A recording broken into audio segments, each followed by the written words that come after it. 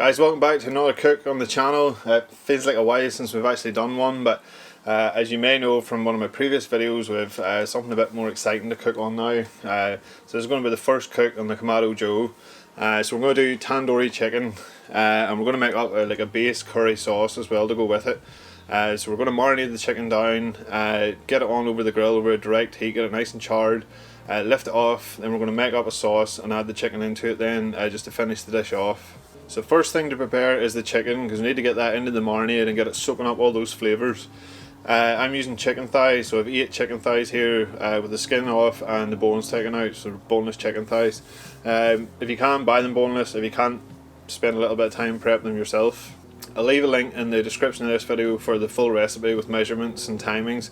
But to make up the marinade, you want to go with your natural yoghurt, and you're going to add in your garlic and ginger paste, which is basically just garlic, cloves and ginger that's ground. I used a microplane to do it, which forms it into a paste. So mix that into the yoghurt and then go in with all your spices and your green chilli. Now the green chilli is a hot chilli. It's going to add a little bit of heat to this. If you don't like it, leave it out. You don't need to use it, or you can use a milder chilli. So once it's all mixed together, put your chicken into a tray, tip the marinade over the top and get in there with some gloves on and massage that into the meat. Really try and work it into every part, make sure everything's covered. Then you can cover that over, throw it into the fridge for a minimum of 4 hours. The one I'm doing today has been marinating for 4 hours, but ideally if you can leave it overnight or for the following day, that would work better. But in the interest of getting this video done, 4 hours is all I had. So let's talk about barbecue setup then. I said we're using the Kamado Joe, and we have it set up with lumpwood charcoal in there. I've set it to around a temperature of 200.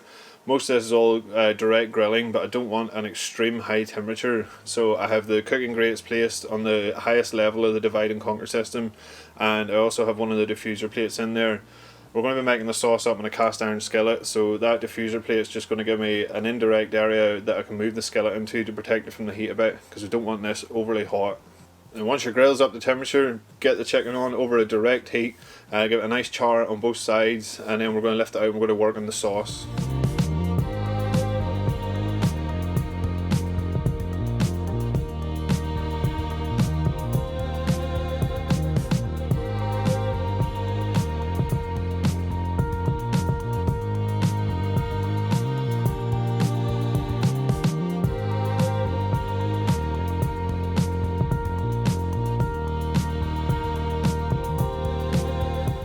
Okay, our chicken's reached an internal temperature of between 75 and 80. Chicken thighs always take them a little bit higher than the recommended 75, stay alive. So anything up to 82, so I always feel they're a bit more tender. So I've taken them up to between 78 and 80. Once we add these back into the sauce to finish off, then that should take them an extra couple of degrees. So put a large skillet onto the cooking grate in the indirect area just to preheat. Again, I don't have it directly over the coals because I don't want it screaming hot. I just want it hot enough that we can fry off the onions to get the sauce started.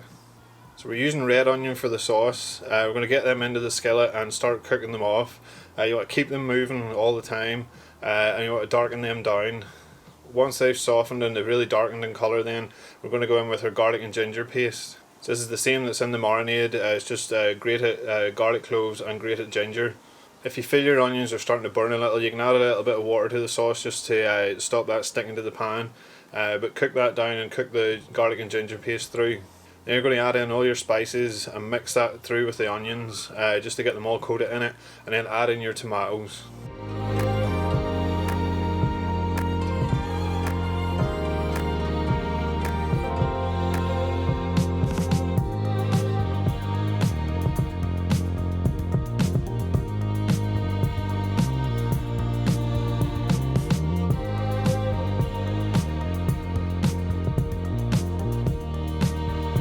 So once your sauce comes up to a simmer, then you can add in whatever veg you want. So I've just gone for some peppers.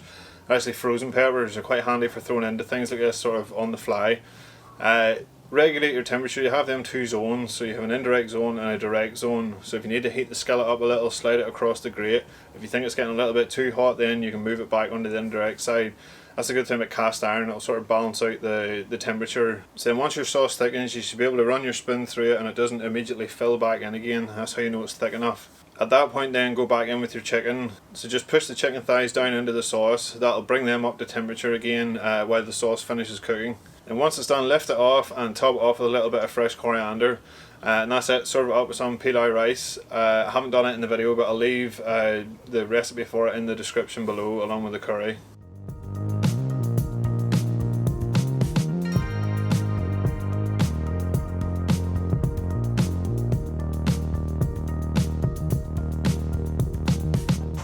Okay, have to give it a try then. It smells amazing. Nothing smells better than a curry.